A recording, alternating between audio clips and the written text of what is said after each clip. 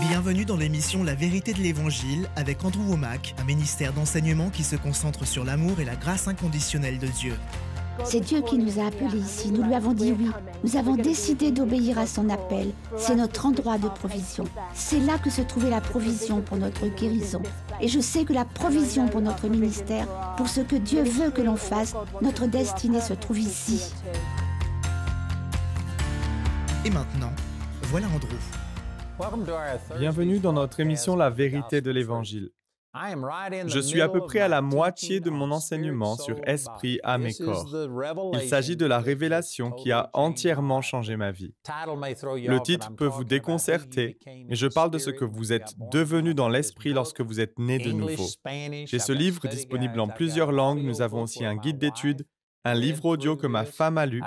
J'ai un enseignement en version illustrée sur le même sujet. Bref, nous avons de nombreuses ressources. Donc n'hésitez pas à nous appeler ou à visiter notre site Internet afin de les découvrir par vous-même. Je vous encourage vraiment à non seulement écouter, mais à réécouter ces enseignements. Ils sont gratuitement mis à votre disposition sur notre chaîne YouTube ou sur notre site. Il ne s'agit pas seulement d'entendre ces vérités, mais aussi et surtout de les comprendre, de les assimiler et de les appliquer à votre propre vie. Étudiez nos enseignements en les réécoutant, en prenant des notes, en ouvrant votre Bible, en lisant les livres est ce qui fait toute la différence. Jésus a dit que c'est la vérité que l'on connaît qui nous rend libres. On peut donc en conclure que la liberté que nous expérimentons est proportionnelle à la vérité que l'on connaît. Dieu m'a donné cette révélation il y a près de 50 ans et elle est devenue une vérité fondamentale dans ma vie. Tout ce que Dieu m'a montré dans sa parole est basé sur ce principe, selon lequel à la nouvelle naissance, c'est votre esprit qui est sauvé, et il est entièrement sauvé. Il est scellé par le Saint-Esprit. Il n'y a aucun péché ou impureté qui puisse pénétrer le sceau placé autour de votre esprit né de nouveau. Et puisque Dieu est un esprit, Jean 4, 24, et que nous devons l'adorer en esprit et en vérité, cela signifie qu'en tant que chrétien, une fois que vous êtes né de nouveau, Dieu vous traite en fonction de qui vous êtes dans l'esprit, en Christ, et non en fonction de vos actions. Je ne dis pas que Dieu ignore vos actions, je ne dis pas non plus qu'il ne s'en soucie pas, car ce sont vos actions qui déterminent qui de Dieu ou Satan domine dans votre vie. Romains 6, 16 dit « Ne savez-vous pas que si vous vous livrez à quelqu'un comme esclave pour lui obéir, vous êtes les esclaves du maître à qui vous obéissez, soit du péché qui conduit à la mort, soit de l'obéissance qui conduit à la justice. » Donc si vous décidez de vivre dans le péché, vous donnez à Satan une opportunité de vous nuire. Vous l'accueillez dans votre vie. Et les Écritures nous disent en Jean 10, 10 que le voleur, en parlant du diable, ne vient que pour voler, égorger et détruire. Il désire faire de vous son déjeuner et même son 4 heures. Donc si vous vivez dans le péché, vous donnez à Satan un moyen d'entrer dans votre vie. Alors arrêtez de le faire. Si vous êtes chrétien, ne vivez pas dans le péché. Vivez de manière aussi sainte que vous le pouvez. Cherchez Dieu, faites ce qui est juste. Mais il est crucial de reconnaître que la façon dont Dieu vous voit est dans l'esprit. Et dans l'esprit, vous avez été pardonné pour tous les péchés passés, présents et même les péchés que vous n'avez pas encore commis. Je sais que si c'est la première fois que vous entendez cela, certains d'entre vous pensent que c'est la chose la plus folle que vous n'ayez jamais entendue. Mais j'ai passé une semaine entière à enseigner sur ce sujet. Si vous vous procurez cet enseignement, vous aurez l'explication tirée de l'Épître aux Hébreux, chapitre 9, 10 et 12. C'est tout simplement ce qu'enseignent les Écritures. Vous avez été sanctifiés et conduits à la perfection pour toujours. Hébreux, chapitre 10, versets 10 et 14, et Hébreux, chapitre 12, verset 23, précise que c'est l'Esprit des justes qui est parvenu à la perfection. Vous avez été rendus parfaits dans votre esprit pour toujours, non pas jusqu'à la prochaine fois que vous péchez. Si vous avez manqué les émissions précédentes, je vous encourage à vous les procurer, elles peuvent transformer votre vie. Et cette semaine, ce dont je parle, c'est que dans votre esprit, la partie de vous qui est née de nouveau et a changé lors du salut, vous avez reçu la foi de Jésus. Vous n'avez pas seulement la foi en Jésus. Vous n'avez pas seulement votre foi humaine. Les non-croyants ont aussi ce même type de foi naturelle lorsqu'ils s'assoient par exemple sur une chaise, lorsqu'ils conduisent ou lorsqu'ils prennent l'avion. Vous n'avez pas seulement une foi qui se base sur des paramètres physiques, sur ce que vous pouvez voir, mais vous avez reçu une foi surnaturelle, le genre de foi de Dieu. Comme il est dit dans Romains chapitre 4, verset 17, Dieu appelle ce qui n'existe pas à l'existence. Vous avez reçu ce même type de foi surnaturelle surnaturel de Dieu le jour de votre salut. Et Romains 12, 3, la dernière phrase de ce verset, dit que Dieu a donné à chaque homme, à chaque personne née de nouveau, la mesure de la foi. Non pas une mesure de foi. Je sais bien que certaines traductions disent cela, mais les versions Martin, Osterwald ou King James parlent de la mesure de la foi. Ceci est confirmé en Galates chapitre 2, où il est dit que nous sommes justifiés par la foi de Jésus-Christ, et non seulement par la foi dans le Fils de Dieu. C'est littéralement Dieu qui vous a donné sa foi. Et puisqu'il n'y a qu'une seule mesure de foi, et Paul dit en Galates 2:20 qu'il vivait par la foi du Fils de Dieu, la mesure de foi qu'il a reçue était la foi de Jésus. Et Pierre dit en 2 Pierre chapitre 1 qu'il écrivait à ceux qui ont reçu par la justice de notre Dieu et Sauveur Jésus-Christ une foi du même prix que la nôtre. Il dit que nous avons sa foi. Alors nous avons la même foi que celle qu'avait Pierre, la même foi que Paul, la même foi que Jésus. Vous n'avez pas un problème de foi, vous avez un problème de connaissance. Nous ne savons pas ce qui nous appartient et la foi est basée sur la connaissance. C'est une affirmation très importante. La foi est basée sur la connaissance. Et ce que vous ignorez est précisément ce qui est en train de vous tuer. Laissez-moi partager ce passage avec vous dans Matthieu chapitre 17. Au tout premier verset de Matthieu 17, on voit que Jésus est monté sur une haute montagne, celle que l'on appelle le mont de la Transfiguration, et qu'il y pria. Il se mit à resplendir comme le soleil, et une nuée lumineuse les couvrit, lui et ceux qui étaient avec lui. Il y avait donc Jésus, Pierre, Jacques et Jean, et une nuée les a couverts, une nuée lumineuse d'où une voix est sortie en disant « Celui-ci est mon Fils bien-aimé, qui a toute mon approbation, écoutez-le. » Et les disciples ont été secoués par ce qu'ils voyaient, par ce qu'ils expérimentaient. Ils ont entendu la voix audible de Dieu et ont vu sa gloire visible. Et ils ont voulu construire 3 tentes ou abris, ce que le Seigneur n'a pas voulu. Et quoi qu'il en soit, lorsqu'ils sont descendus de la montagne, les 9 autres disciples étaient en bas et il y avait une foule autour d'eux qui s'approcha de Jésus. Jésus leur demanda ce qu'ils voulaient et un homme qui avait un fils, que la version Louis II appelle lunatique, et ce mot n'a plus la même signification aujourd'hui. Mais on sait qu'il était en fait épileptique. C'est ainsi que nous le dirions aujourd'hui. Il avait une puissance démoniaque en lui qui provoquait des crises. Et on voit que la même scène est rapportée dans Marc au chapitre 9. Et là, le père de l'enfant explique qu'à plusieurs reprises, cet esprit l'a jeté dans le feu et dans l'eau. Donc on peut s'imaginer le genre de crise qu'il faisait. Donc lorsque Jésus est descendu de la montagne, le père de cet enfant est venu à lui et a dit « J'ai amené mon fils à tes disciples, mais ils n'ont pas pu le guérir. » Et Jésus a répondu, « Amenez-le-moi ici. » Ils l'amenèrent donc à Jésus qui chassa le démon de cet enfant et il fut guéri. Et lorsque cela fut terminé, laissez-moi vous lire ces versets de Matthieu chapitre 17, verset 18. Jésus menaça le démon qui sortit de l'enfant et celui-ci fut guéri à partir de ce moment-là. Alors les disciples s'approchèrent de Jésus et lui dirent en privé, « Pourquoi n'avons-nous pas pu chasser ce démon ?» Il y a tellement d'éléments intéressants dans ces versets. J'ai d'ailleurs enseigné plusieurs heures sur ce passage, 2 ou 3 heures à la fois, car il contient tellement de choses formidables. Mais je veux me concentrer sur le fait que ces disciples avaient la foi. Ils avaient la foi pour chasser les démons. Sinon, ils n'auraient même pas posé cette question. Par exemple, dans beaucoup de cas aujourd'hui, si vous ameniez une personne chez un pasteur classique, et si elle lui demandait « Pourriez-vous chasser cet esprit de mon fils, car c'est lui qui cause ces crises ?» Certains pasteurs d'aujourd'hui ne penseraient même pas à une activité démoniaque.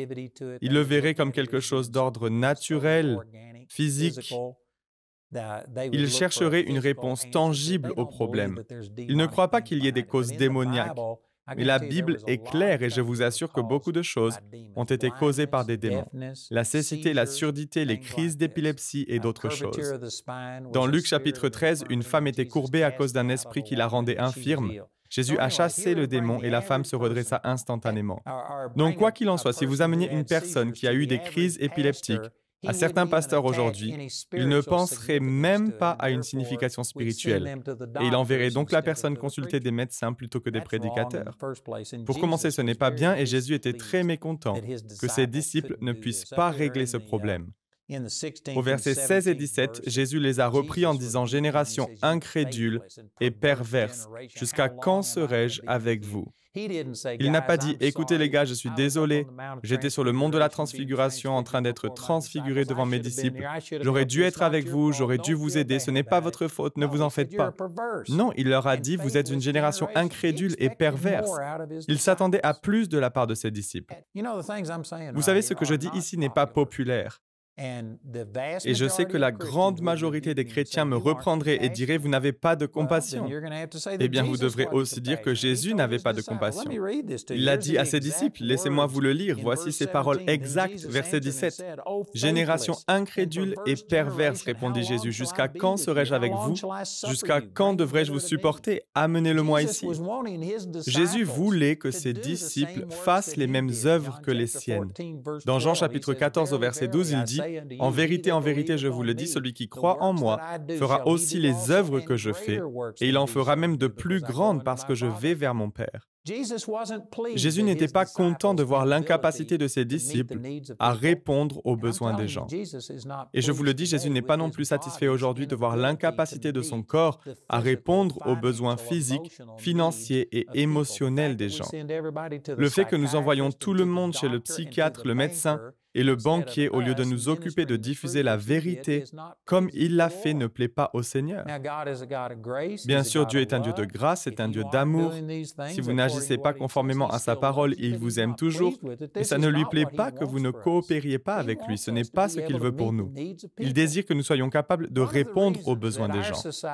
L'une des raisons pour lesquelles notre société est tellement séculière aujourd'hui, pour lesquelles l'influence que Dieu devrait avoir dans la société est grandement amoindrie, et que l'Église n'a pas répondu aux besoins physiques, financiers et émotionnels des gens. Nous les avons envoyés vers le gouvernement, nous les avons envoyés aux médecins, aux avocats, aux banquiers. Et la plupart des gens ne voient pas l'importance de Dieu et de l'Église dans la vie quotidienne. Ils pensent que ça ne concerne que le moment où nous approchons de la mort, le fait d'aller au ciel ou en enfer, donc juste avant de mourir. C'est là que la plupart se posent des questions à ce sujet. Mais dans cette vie, ils n'en voient pas l'intérêt. Ils ne savent pas que Dieu peut guérir, qu'il peut délivrer et libérer. L'Église ne l'a pas bien représenté et Dieu n'en est pas satisfait. Donc lorsque les disciples ont demandé à Jésus « Pourquoi n'avons-nous pas pu chasser ce démon ?» Le fait même qu'ils aient posé cette question montre qu'ils l'avaient déjà fait auparavant.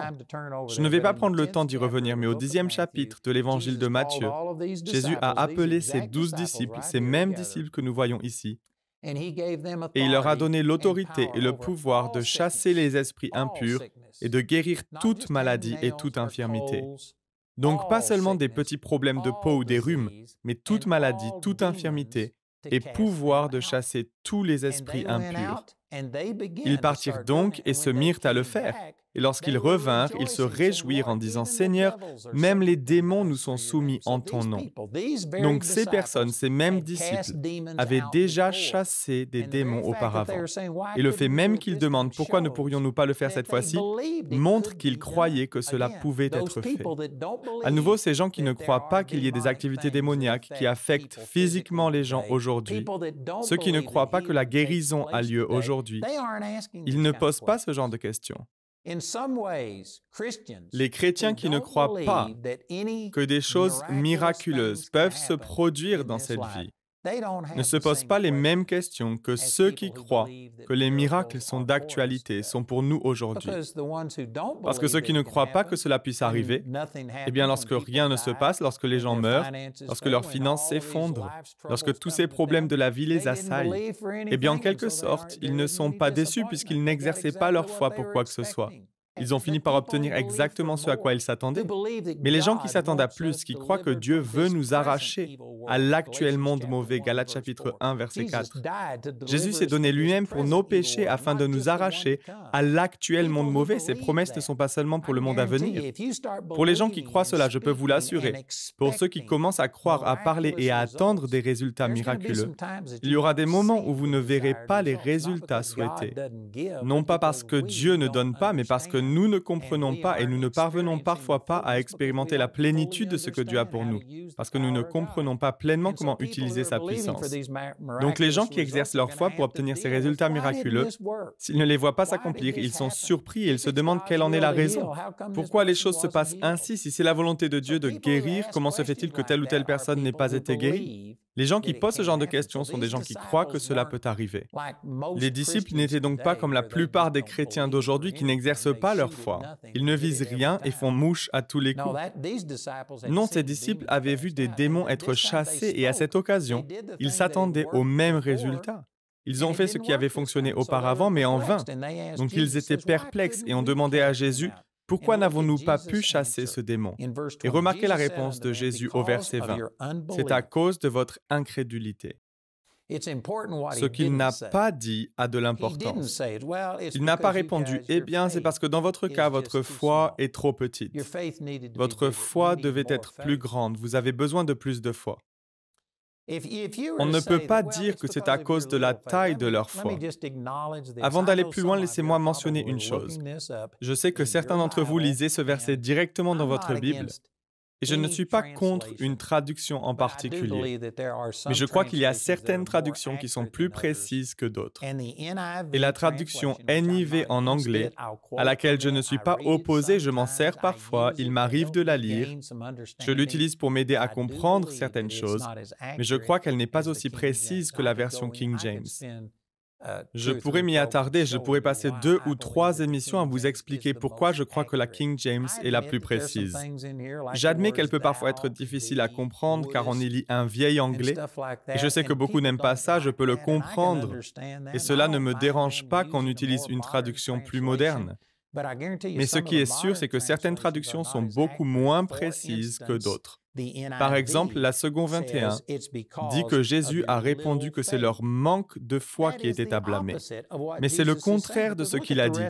Parce que si vous regardez au contexte, Jésus poursuit en disant: « Si vous aviez de la foi comme un grain de moutarde, vous diriez à cette montagne, déplace-toi d'ici jusque-là, et elle se déplacerait. Rien ne vous serait impossible. » Donc Jésus explique que si votre foi est aussi minuscule qu'un grain de moutarde, vous pouvez ordonner à une montagne de s'en aller et elle s'en ira. Donc en d'autres mots, le reste du verset dit: « Écoutez, vous n'avez pas besoin d'une grande foi. Si votre foi était minuscule, elle serait tout de même suffisante pour déplacer une montagne. » Donc, il n'est pas logique de dire que Jésus a répondu que c'était à cause de leur manque de foi, car le reste du verset montre qu'une foi même minuscule est plus que suffisante.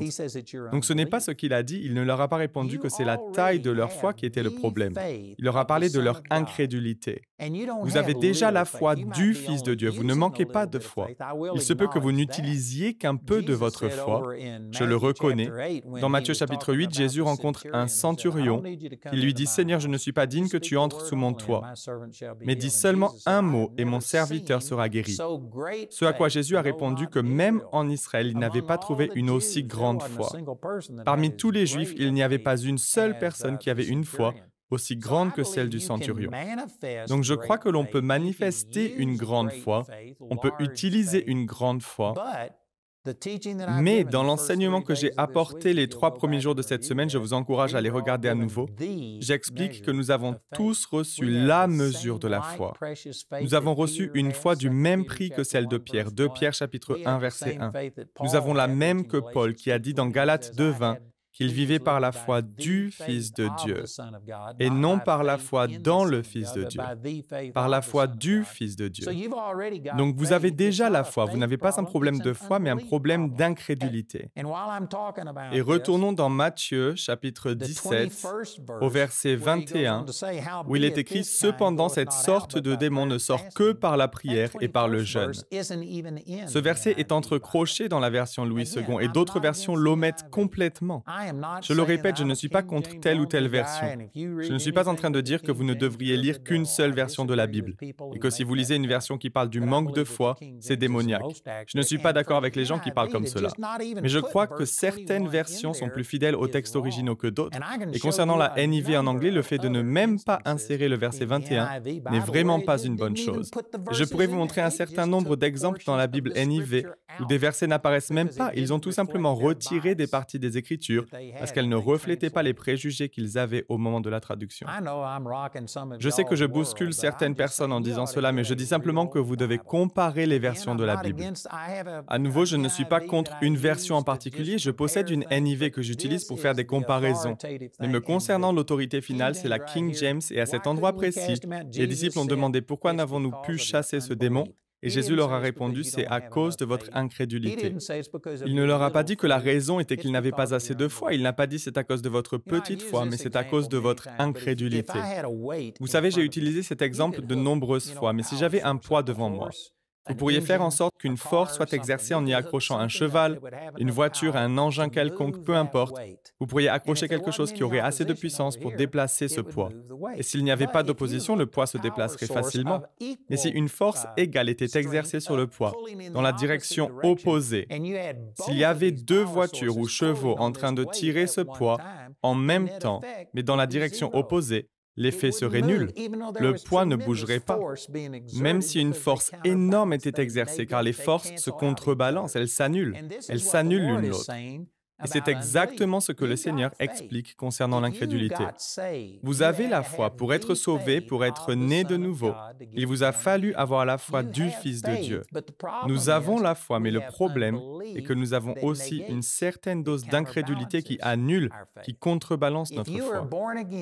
Si vous êtes né de nouveau, selon les versets que j'ai lus dans l'épisode d'hier, Éphésiens chapitre 1, verset 19, vous avez en vous l'infinie grandeur de sa puissance, la même puissance qui a ressuscité Jésus-Christ d'entre les morts.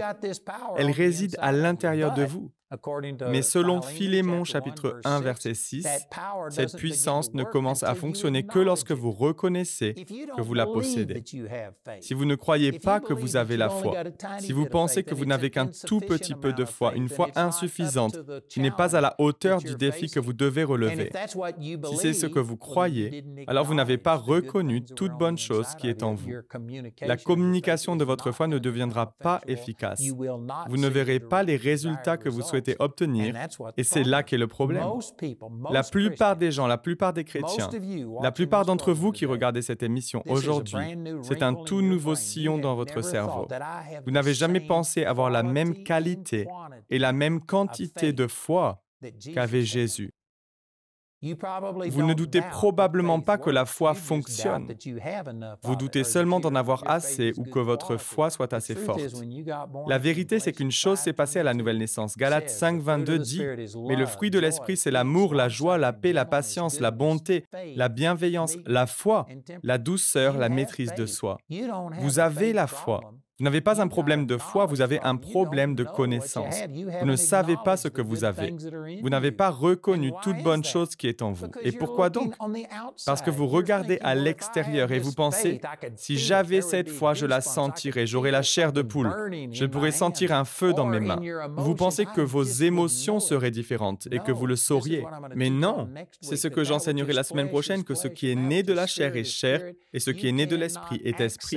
Vous ne pouvez pas accéder au monde spirituel et qui vous êtes en Christ à travers votre chair, à travers le monde physique, charnel, émotionnel. Vous devez vous en tenir à ce que dit la parole de Dieu. Et la plupart des gens se heurtent et se limitent à ce qu'ils peuvent voir, goûter, entendre, sentir et ressentir, alors qu'on ne peut pas discerner les choses spirituelles grâce à ce monde physique. Même si vous ne croyez pas l'avoir, vous avez la foi du Fils de Dieu. Le programme d'aujourd'hui fait partie de la série Esprit, âme et corps. Nous espérons que ce message vous a béni. Notre ligne téléphonique est ouverte aux heures indiquées à l'écran. Appelez-nous si vous avez des questions sur ce programme, si vous avez besoin de prière ou si vous désirez commander l'un de nos enseignements. Vous pouvez nous contacter au numéro qui s'affiche à l'écran. Ce programme a été rendu possible grâce au soutien financier de nos partenaires. Si vous souhaitez devenir partenaire, vous pouvez le faire en appelant ces numéros. Nous vous proposons un livre sur le même sujet que l'émission d'aujourd'hui, intitulé « Esprit, âme et corps », que vous pouvez vous procurer pour 14 €. Vous pouvez aussi opter pour les fichiers audio MP3 et vidéo MP4 sur clé USB pour 24 €. Le guide d'études est pour l'instant seulement disponible en anglais. Il inclut le contenu du livre ainsi que des questions en rapport avec chaque sujet abordé afin d'étudier seul ou en groupe. Pour tous nos téléspectateurs qui se trouvent en dehors de l'Europe, tous les produits que nous vous présentons sont disponibles grâce à nos bureaux dans votre région. Vous pouvez les contacter grâce aux détails qui s'affichent sur votre écran afin de connaître le prix dans leur monnaie locale. Andrew a à cœur que chacun puisse écouter ou regarder ce programme à sa convenance et puisse le partager avec d'autres.